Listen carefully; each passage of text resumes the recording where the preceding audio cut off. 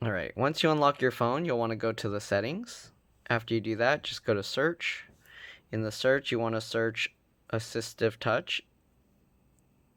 Okay, so just just type in Assistive or whatever. You don't have to type the whole thing. And you should see Assistive Touch there, so press that one. And then in there, you just want to turn Assistive Touch on. So right now it's on. You can see the little floating home button. You can turn it off. Oops. See? So when you turn it on, you get this little floating home button. You can move it around if you want.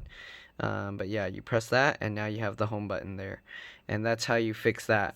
So now if you close your phone and you turn it back on, you still have this button. You can press the home button there, and then you can get to the passcode. But that's pretty much it. So if your home button's broken, you can do that. You can also replace the home button, but the Touch ID won't work. All the replacement home buttons, they're like third party now, and Apple has a security thing, so you can't get Touch ID back ever. You'd basically have to get a new phone. Um, but yeah, you'll be able to at least tap the home button and use it without the little digital button. Alright, so that's pretty much it. Hopefully this video helped you guys. If it did, like and subscribe. Help others find my videos. Thank you for watching. I'll see you later. Bye.